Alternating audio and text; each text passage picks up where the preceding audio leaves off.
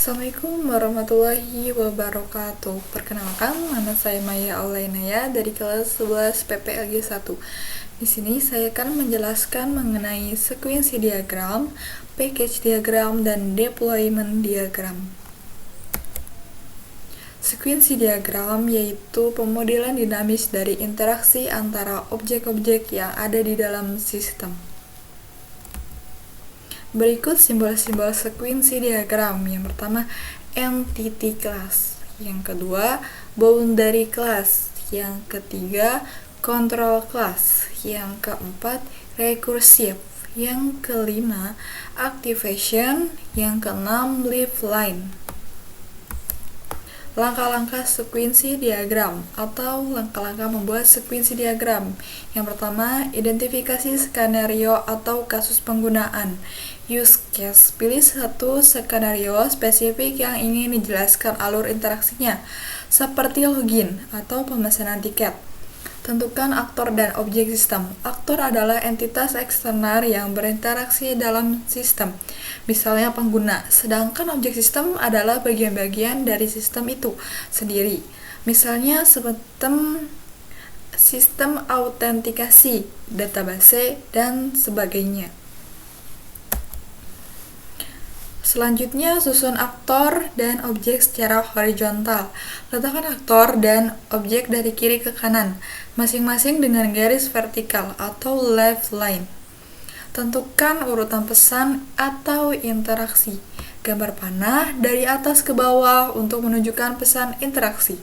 Dimulai dari aktor ke objek utama, lalu dari objek ke objek lainnya sesuai urutan kronologis.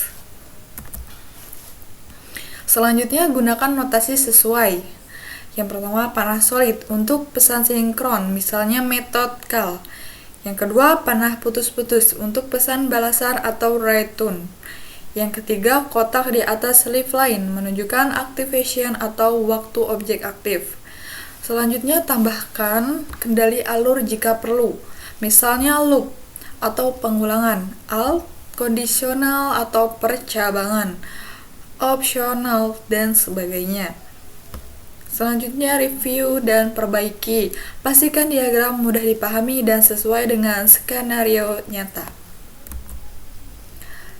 Selanjutnya, package diagram. Package diagram adalah diagram yang digunakan untuk menggambarkan struktur organisasi dari sistem perangkat lunak dengan menunjukkan bagaimana elemen-elemen seperti kelas atau komponen dikelompokkan ke dalam paket-paket dan bagaimana hubungan ketergantungan atau dependensi antar paket tersebut. Berikut simbol-simbol dari package diagram.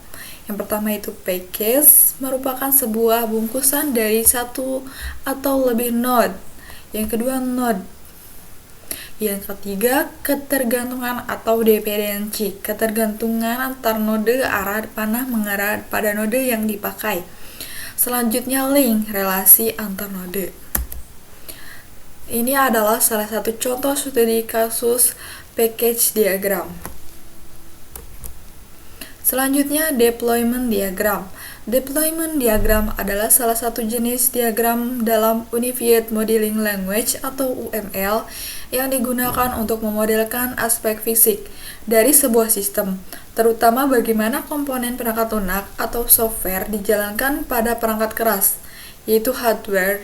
Diagram ini menggambarkan arsitektur fisik sistem, termasuk node, atau seperti server atau perangkat komputer, komponen yang dijalankan, serta hubungan komunikasi antar node.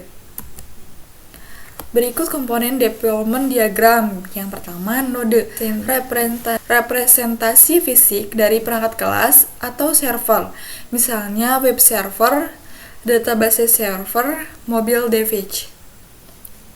Yang kedua, artifact, berkas hasil build, seperti file, char, var, exe, atau script yang dideploy ke node. Yang ketiga, communication path atau jalur komunikasi, menunjukkan koneksi antar dua node, misalnya koneksi jaringan antara server dan klien. Yang keempat, execution environment atau optional, lingkungan lingkungan eksekusi seperti JVM, Docker container atau web server di dalam sebuah node. Yang kelima, dependensi atau ketergantungan, menunjukkan hubungan antara artefak dan deployment dan targetnya. Fungsi deployment yang pertama yaitu menggambarkan arsitektur fisik sistem. Yang kedua, memetakan hubungan antara hardware dan software. Yang ketiga, memodelkan topologi jaringan. Yang keempat, menjelaskan tempat eksekusi komponen software dalam sistem. Berikut langkah-langkah membuat deployment diagram. Yang pertama, pada proyek yang sedang dibuka di jendela Start UML, klik kanan di model Explorer pada diagram pohon yang ada. Pada menu pop-up yang muncul, klik Add Diagram dan Deployment Diagram. Sebuah deployment diagram akan ditambahkan ke diagram pohon. Yang kedua, pilih diagram tersebut. Yang ketiga, tambahkan node sejumlah yang diperlukan dan diberi nama masing-masing node. 4.